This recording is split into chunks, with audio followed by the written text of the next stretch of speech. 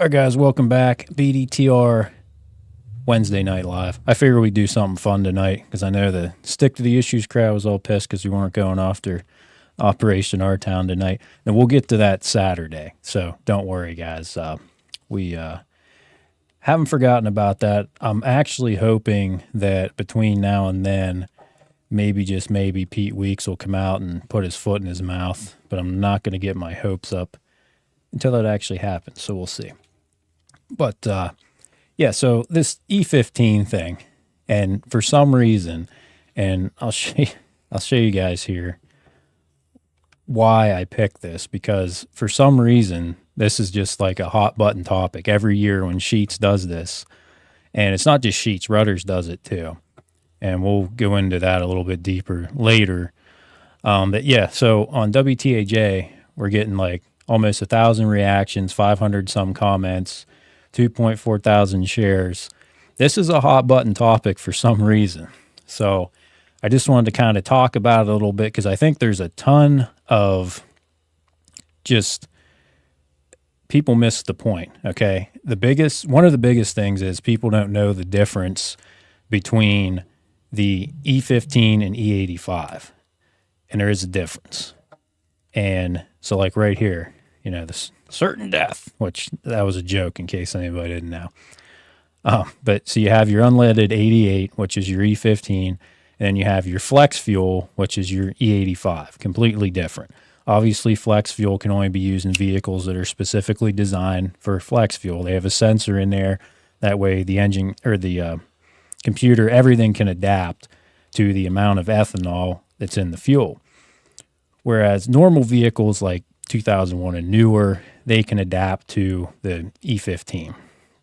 Okay, they have not only can the fuel trims and everything handle it, the hoses, the fuel system components, all that. Because if you will, if you do use E15 and like try to use it in small engines like lawnmowers and stuff, which you don't want to do, that can cause issues with the rubber and like the diaphragms and the carburetor, stuff like that. It can rot the fuel hoses because those aren't made for, they really aren't even made to deal with the E10. They, ideally, with the small engines, if you can stick to ethanol free, that's the way to go. Now, with the modern vehicles that have been manufactured in the last 20 years, you shouldn't have any issues with the E15. So I figured the best way to start with this is just kind of because I don't know who else is going to watch this and how much they know about engines and cars and how all this shit works. So just get started here with a little video just to kind of quickly explain what's going on inside your engine. So I think it's important. So in a 4-stroke engine, the first one is the intake stroke, or I guess whatever you want to call it. So the intake valve opens, fuel shoots in. Now this is poured injection. I'm not going to get into direct injection. There's trying to keep this as simple as possible. So you have fuel and air that comes in. There's a mixture of fuel and air that comes in. That's compressed. Spark plug ignites it. That's your power. The exhaust valve opens. Exhaust goes out. So when we're dealing with the ethanol, it's the percentage of ethanol. So we're talking about the evil E15. It's going to blow your motor up, right? So here's a chart that shows the percentage of that ethanol in the gasoline and the air to fuel ratio that you want for like perfect combustion. And don't worry about the wide open throttle, because if you're driving at wide open throttle, then I don't want to hear anybody complain about gas mileage, which is apparently a big, complaint with the ethanol, but we'll get into that here. So we have here your straight gasoline, your absolute best, I believe that's pronounced stoichiometric rate. It's basically your air to fuel ratio. So ideally with 0% ethanol, we're going to have a 14.1 or 14.7 parts air to 1 part fuel. So not generally, the lower this number is in this chart, the more fuel you're using, because it's less parts air to 1 part fuel, right? So we can see when we go up to E10, we're down to 14.1. So the more ethanol you add in, generally the less gas mileage you're going to get. Now, if we get down all the way to E85 here, you can see where it's basically a 10-to-1 ratio instead of 14.7-to-1. You're going to lose I think it's about 25% gas mileage. But if you look at the price difference, you're generally going to see if you put E85 in the car, which once again, that's flex fuel, only certain vehicles can take that. And actually, you don't see near as many flex fuel vehicles as you used to. I know when I was in the Air Force, like every vehicle was E85. The station where we filled up on base was all E85, everything. And it smells kind of funky, and some of the older vehicles that weren't as well designed had problems starting when it was cold.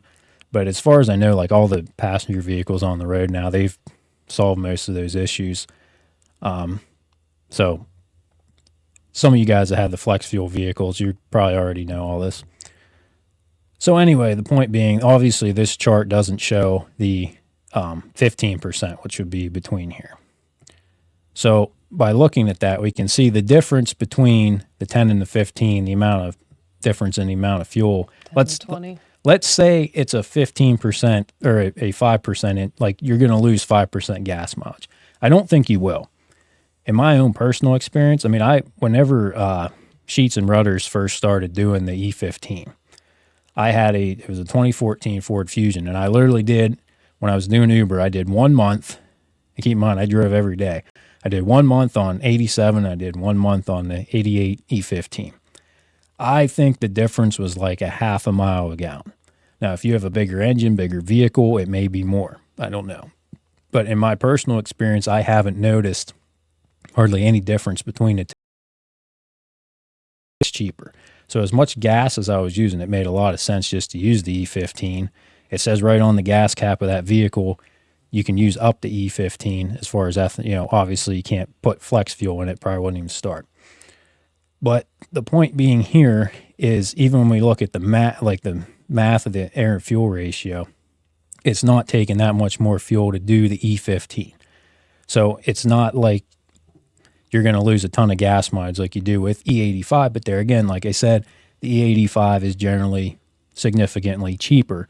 And as long as it's 25% cheaper, you lose 25% gas mileage, it evens out, right? And actually the advantage with the E85, and I think the way they should have marketed it is the octane rating of that is usually like 100 to 105 octane, I think.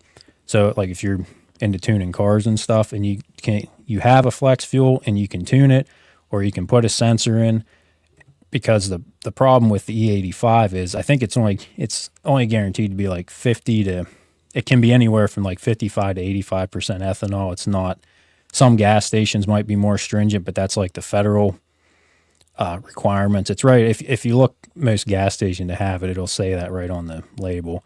It's only guaranteed to be so much. You really need to have the sensor in the car. You can't just tune it for like, if it's 85% and then you get less than that, it won't run right. So I like E85, and I think it would make a lot more sense to try to transition to something like that than to try and force everybody to buy electric cars if you're worried about environmental stuff, because it does burn cleaner. Does the E15 make a difference as far as, I don't know. It's 5% more ethanol. Maybe it does. Maybe it probably doesn't make that much difference at the end of the day. The difference being, if you can get it for $1.99, that's going to be cheaper, significantly cheaper than the 87. Is it going to do damage to your car? If it's made within the last 20 years, highly doubtful. It's actually probably going to, the more ethanol you have in the gas, the cleaner it's going to run through the system. I mean, if you run E85, you don't even have to worry about running injector cleaner or anything like that. The alcohol is going to keep everything in the fuel system clean. So another topic I wanted to cover real quick is, so everybody knows in these comments, you always get, the Sheetz gas. Sheetz gas is freaking awful, right? So you may or may not know this, but that fuel depot that's down by Sugar Run Road, when you drive past, you see all the big white tanks. That's where like all the fuel comes from around here. All the fuel comes out of there. All these different gas stations. The difference is actually I'm just gonna read down through this. Gasoline distribution. Great majority of gasoline today is blended at refineries to either shipped to the terminals via pipelines or on barges. From the terminal, which is there by Sugar Run Road, it's delivered via tank truck to the service station. If ethanol is used as the oxygenate, it may be blended at the terminal truck rack during loading. If the station uses blending dispensers, only regular and premium products are delivered. So some of these gas stations, I'd imagine with Sheetz having all these like brand new stores and stuff being built, they probably blend there. And most likely they blend. I wasn't able to, I looked around, tried to find out. I couldn't find out for sure whether they do or not. Because that's another thing about, oh, they're just trying to get rid of the E85 because it's sitting in the tank. And I doubt they have a separate tank for, or the E15. They probably have an ethanol tank and it blends it to the, with the 87 and the ethanol, more than likely. I don't know for sure. If anybody knows for sure, let me know. Older stations with non-blending 3-product dispensers will have all 3 products delivered with the mid-grade gasoline blended at the terminal. Most gasoline is fungible. A terminal may supply the same base gasoline to different branded outlets, and the differentiating the performance by blending the specific brand's detergent. So that's the difference. Is it the green handle? The E15, at least the stations I've been to, the E15 is the blue one, and the yellow one is the E85. So unless you have a flex fuel vehicle, you want to stay away from the yellow one. But the blue one should be good to go. Like I said, as long as your car has been manufactured within the last 20 years. So here's the kicker, okay? The main difference is the detergents, what they call the additive package. So as far as I'm aware, Sheetz pretty much uses like the base package. And I think that's where a lot of this, like, oh, they have the shitty gas, where that comes from. Because, yeah, it's not the best. I wouldn't recommend getting gas at Sheetz, right? Now, if you want to know how to find the best gas, there's this rating called Top Tier. You can literally go to stationfinder.toptiergas.com and it'll come up. Now, I pulled up here for Blair County, and you'll notice that Rudders sells top-tier gas. I would highly recommend, if you want to go buy cheap gas, you buy the E15 from Rudders. That's my recommendation. They have the top-tier rating. They put the good additives in. And I pulled it up here on Gas Buddy. Rudders appears to be selling their unleaded 88 for $1.99. That would be my recommendation, is use it. Now, does Sheetz gas have water added to it and all those? I highly doubt it, because if it had water added to it, your car wouldn't start. Not to say, I'm sure plenty of people have gotten bad gas. It really can happen from any station. It doesn't matter on the additive package if they have a crack in the tank. And well, that's usually how the water gets in. Is there's some kind of something's wrong with the tank that the water's able to get in there. Not only that, think about, like, not even that long ago, probably 5 years ago, we had that like crazy flooding down through Altoona because none of the drain. That's probably how that kind of shit happens, guys. You know, there's flooding. Oh my goodness, there's a crack because this happened over time. Better take the certain death thing down. Oh God. Yeah. So by the way, yeah, if you use E15 gas, it's not going to be certain death for your motor, more than likely. So if anybody wants to call, if anybody's got questions, anybody wants to argue with me, feel free to call in. I was quiet majority of this because, frankly, this man was speaking a whole nother language. I was keeping up with a lot of it, but the amount of freaking research and videos and the amount of conversations that he has had with me over this topic, I'm just like, I could fall asleep right now. This is like a bedtime story at this point. I've heard it so many times. Well, I'm not saying it's boring, but like, I agree with what you're saying, but at the same time, like, I definitely can't say it better than you, and I'm just gonna fumble it if I even try and throw any It's kind of just funny because all the people that, you know, like I said, every year this happens, everybody gets on there. Either they're just completely bitching about Sheetz gas, or they just hate ethanol. Which, I mean, that's fine. If you do, I'm not saying anybody should be forced to put this in their car or whatever.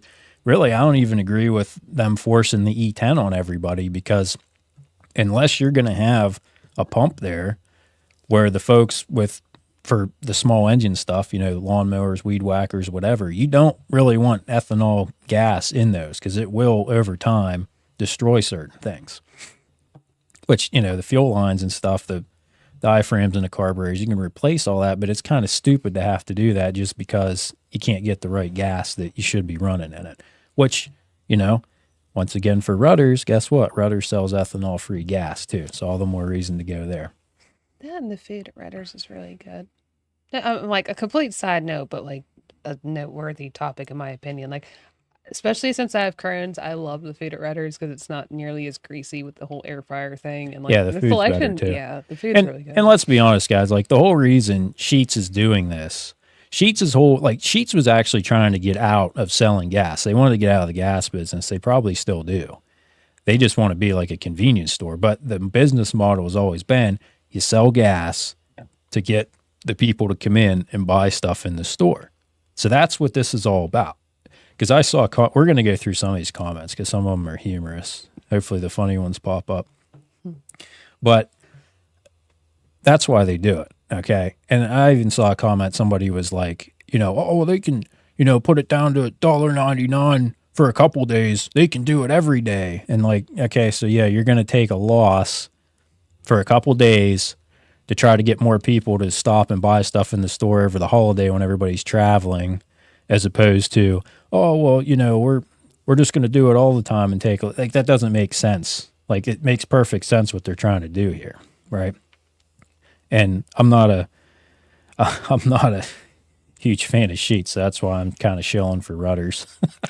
We're not getting paid to endorse Rudders, but like I said, the facts speak for themselves. At least, for a gas station that really they compete with Sheetz, and they're going to go the extra mile and put, do the top tier additives make all the difference in the world? Probably not.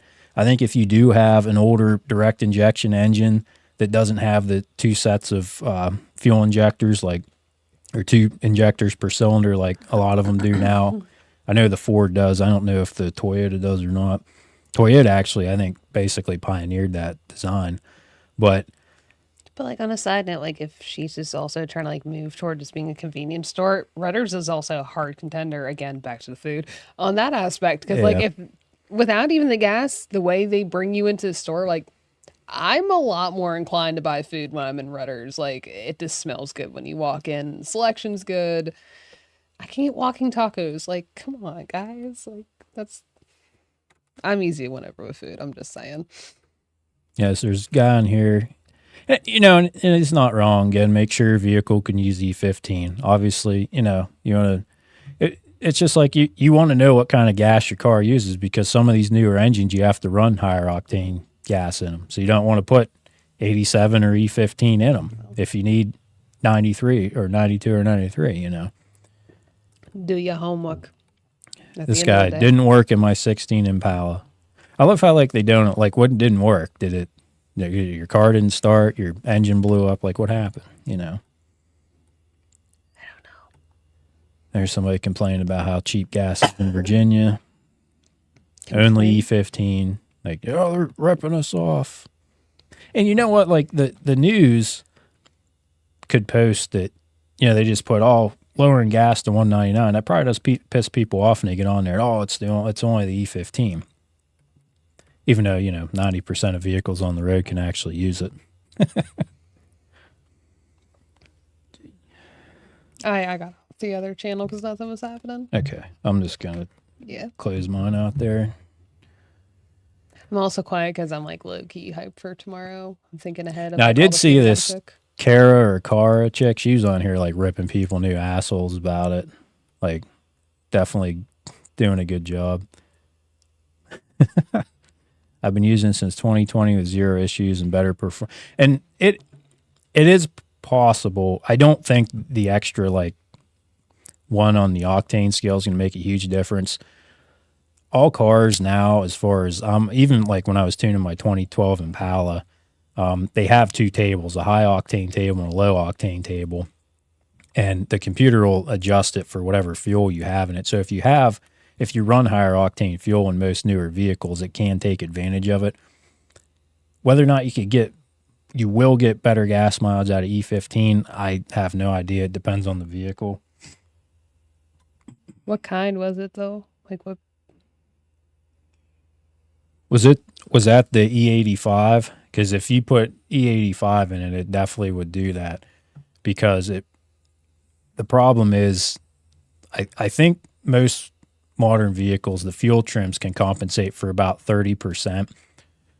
So, and it probably, if that was, it should throw a check engine light if it starts getting up to the, like around 25, which you would have to do to run the E85, which once again is the flex fuel.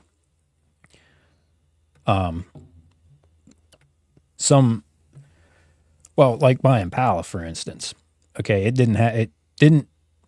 had everything it needed to run flex fuel except the sensor and the wire that went into that pin on the computer. So like when you pull up the tuning software, it already had everything mapped out for E85. It's snappies. Well, that's half the problem probably. No, that was Miss Deb that got it. Snappies. Miss Tanya said. Oh, that's, yeah. That's why I'm actually here to help sort the comments, guys. Yeah, I'm trying to run through these and see if there's any.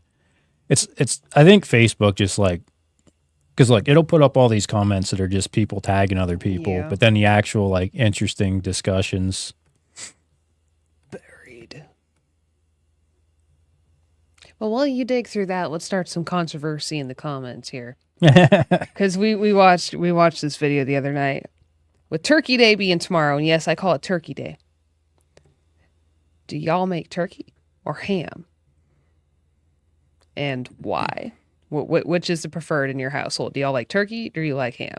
Not judging either way, but I'm just curious because apparently this is a bigger thing than we realized it was. According to the video we watched the other night, a lot more people are shifting to ham. So I'm curious in the comment section. Let us know. Are you guys doing turkey or ham tomorrow?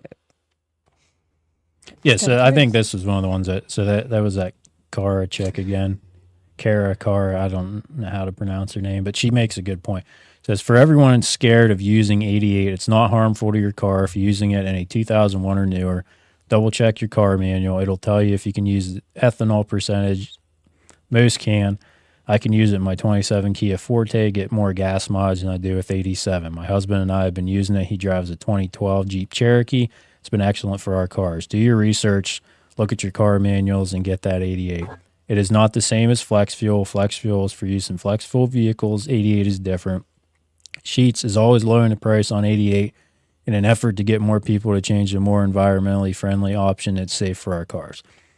Once again, like I said, I don't know how much the extra 5% ethanol really does as far as like environmental stuff, emissions from the car. I know E85 does make a difference. Like I said, they already tried to do that, and I think like the whole like ethanol thing of everybody was just like, oh yeah, fuck ethanol, blah blah blah. And I think that's why that failed. But I don't know if the like government stuff's still using it or not. Probably. Oh, sure. Happy Turkey Day Eve to everyone as well. I always forget that's kind of a thing. I'm so glad I'm not doing Uber anymore. First year I did Uber, I had no idea that was such a holiday, and that was a nightmare. What's that, the night before? Yeah, I didn't realize. Oh, yeah, I used to make a ton of money.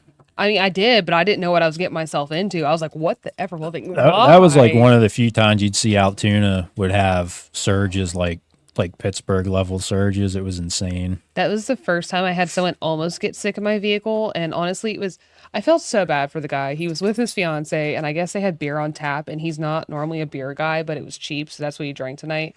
And like, I remember looking back, and he was like basically glowing in my back seat. And I was like, oh no, he's about to, and he even was like going for the door, whipped it over. He luckily did not get sick in my vehicle. I ended up picking him up like 3 months later, and he remembered and kept apologizing. I was like, listen, you got to stick out of the car. We're good. Never worked that day again. No, like money was good. Stress was not.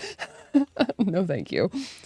Yeah. So I'm thinking for Saturday, like I said, I'm hoping Peter Puffer comes out and puts his foot in his mouth. I don't know if he will or not. I think somebody told him to just not say anything for now, because the the mystery account, kind of looks bad. I'm going to go over, I don't think I've ever really gone over the complaint I filed with the AG's office years ago, but It needs done. when you put it in the context of now we know the account exists, it kind of brings a lot of other things. It calls a lot of other things into question. So we'll see. Like I said, we'll be doing that Saturday just because, like, during the week, I just, like, Wednesday, that show might be hour, 2 hours long. Who knows? Probably get people to call in on that one. Assuming they're not still in, Turkey Day comas, whether it be ham or If they're turkey. still in Turkey Day comas by Saturday, they need to, like, snort some stackers or something and get over it.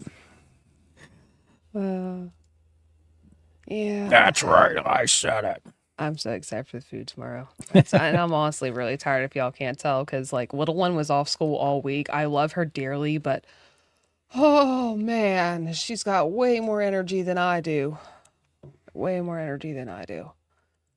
Yeah, but it's worth it. That's how it goes.